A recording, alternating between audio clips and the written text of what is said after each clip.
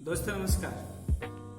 आज आपका दोस्त जगदीश सांगला एक बार फिर हाजिर हैं और आज मेरा मुद्दा है मस्त जीवन। जी हाँ दोस्तों, मैं आज इस मुद्दे पे बात करने वाला हूं कि किस प्रकार से हम अपने जीवन में मस्त रह सकते हैं। जी हाँ, कि किसी ने कहा है कि मैं अपने जीवन में मस्त हूं क्योंकि मैं अपने काम में व्यस्त हूं। जी हाँ, इस जीवन में वही व्यक्ति अपने जीवन में मस्त है जो अपने काम में पूर्ण रूप से व्यस्त है। किसी ने यह भी कहा है कि खाली दिमाग शैतान का घर। जिसका दिमाग खाली रहता है तो उसके दिमाग में फालतू के विचार आते हैं। वो न केवल अपने आप को परेशान रखता है अपितु वो दूसरों को भी परेशान करने की कोशिश करता है, क्योंकि इसके दिमाग में तो फालतू के विचार, उलट फुलट विचार आते रहते हैं। सही बात है दोस्तों। तो कैसे हम अपने जीवन में मस्त रह सकते हैं, इसका मूल मंत्र यही है कि आप अपने आप को व्यस्त रखें। जो अपने आप को व्यस्त रखेगा वो हमेशा मस्त रहेगा और परेशान वही रहेगा जो दूसरों की खुशी से त्रस्त रहेगा। यह भी बात सत्य है दोस्तों। इस दुनिया में बहुत सारे लोग दुखी हैं और वो दुखी इसलिए नहीं है कि उनके पास में कोई दुख है। अपने दुख से कोई दुखी नहीं, वे दूसरों के सुख से दुखी हैं। यह हकीकत बात है।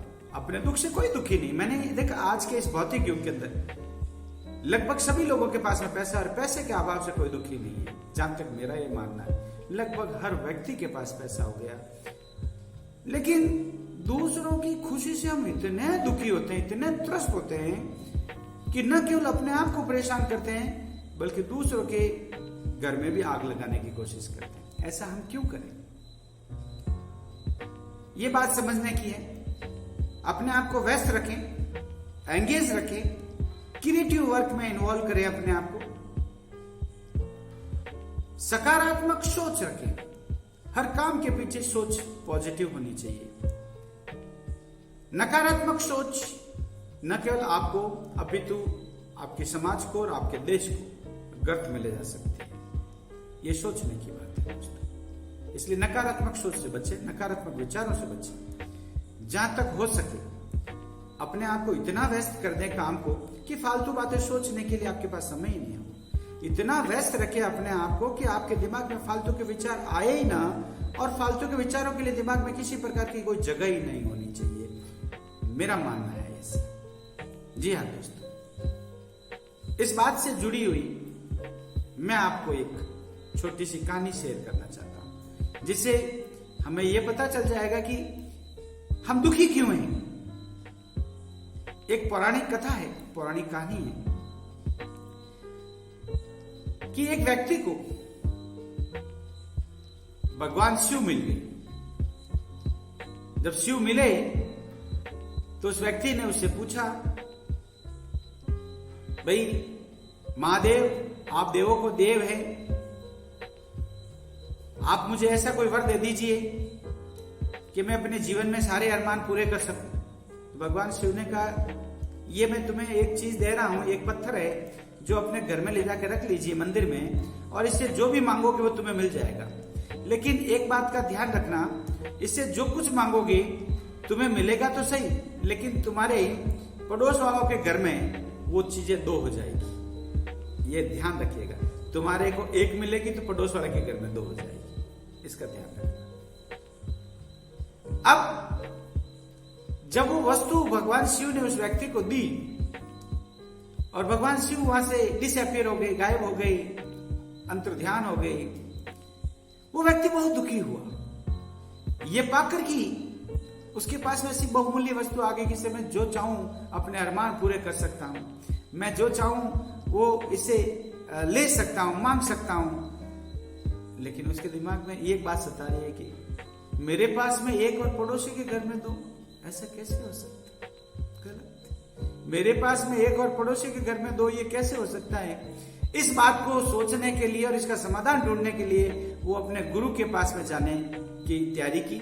जो उनके गुरु वहां से काफी दूरी पर रह रहे थे, तो उसने अपनी पत्नी से कहा कि देख, मैं एक बात बता रहा हूं तेरे को, मैंने मंदिर में एक पत्थर रखा है, एक चीज है, तो इसके सामने जाके कुछ मांगना मत, और मैं गुरुजी के पास में जाकर इसका एक उपाय खोज के आ रहा हूं।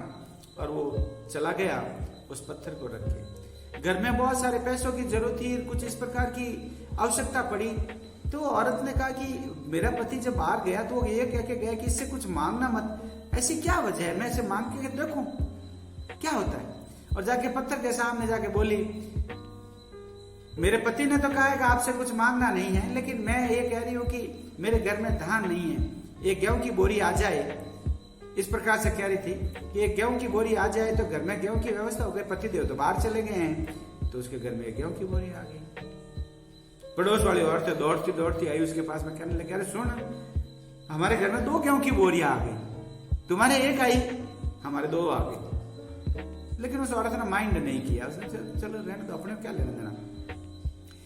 अब इस हिसाब से उस औरत को लालच आ गई, उसने अपने घर में सारी जरूरतें की सारी चीजें मांग ली। इस अवधि के अंदर वो आदमी वहां से अपने गुरुजी से कुछ समझ के, कुछ कला मांग कर जब घर पे लौटा, तो उसने देखा कि घर में वो सारी चीज की जरूरतें हैं जिसके बारे में उसने सोचा था, वो सारी उसकी पत्नी ने पूरी कर दी। लेकिन उसे दुख होने लगा, अपनी पत्नी को डांटने लगा, अरे तूने ये क्या कर दिया, कि क्या हो गया, देखो फ्रिज आ गए, टीवी आ गई, हमारे घर में सारी जरूरत आ गई।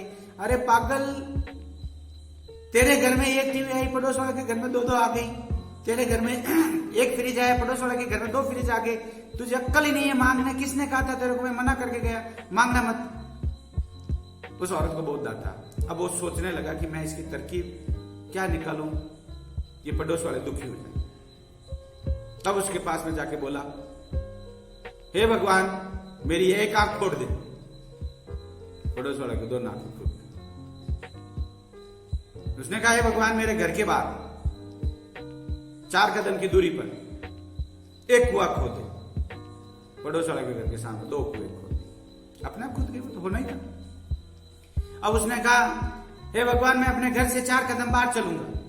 पड़ोस वाले 8 कदम बाहर चलने की कोशिश की, कुएं में गिर गए। वो बहुत खुश हुआ। क्यों? क्योंकि पड़ोस वाले को दुखी देखना था उसको। बस ये दुनिया का दुख है दोस्तों।